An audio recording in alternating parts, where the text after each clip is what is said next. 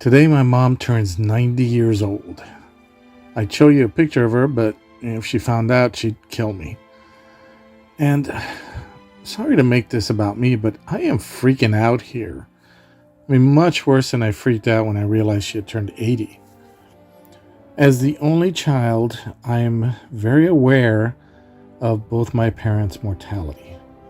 It's something that's thrust upon me every day as I witness their many physical and mental ailments, and we experience so many unplanned trips to the ER.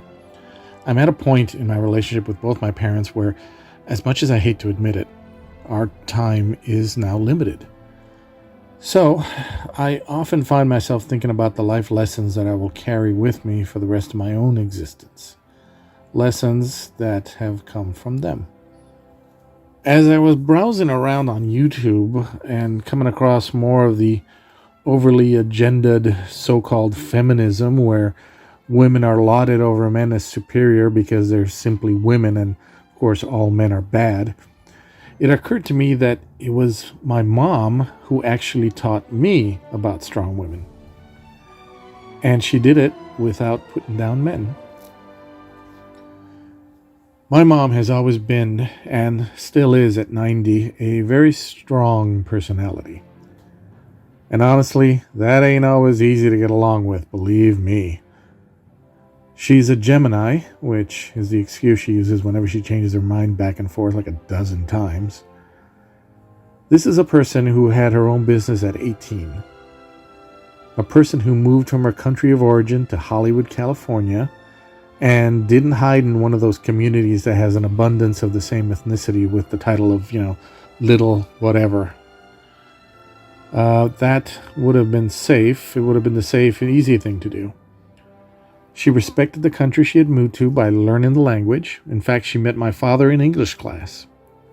And she became a citizen as soon as she could because she felt that she had made the decision to move here for a reason and she was going to be part of this community. And even with her broken English, she went on to work, get married, have a kid, and contribute to our society.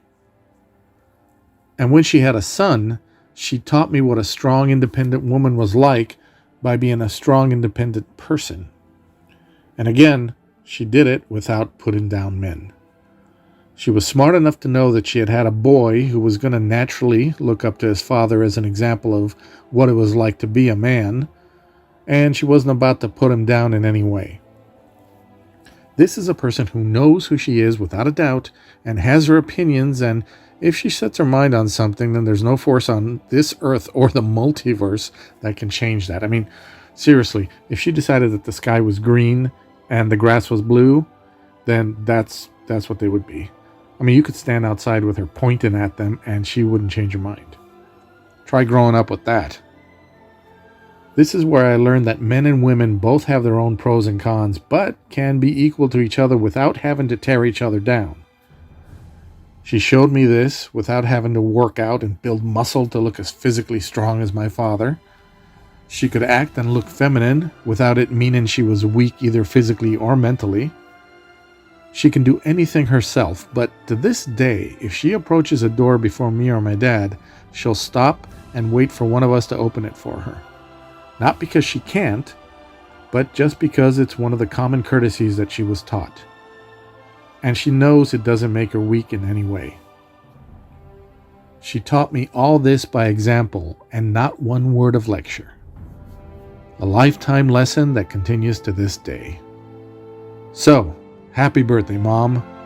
The sky is green.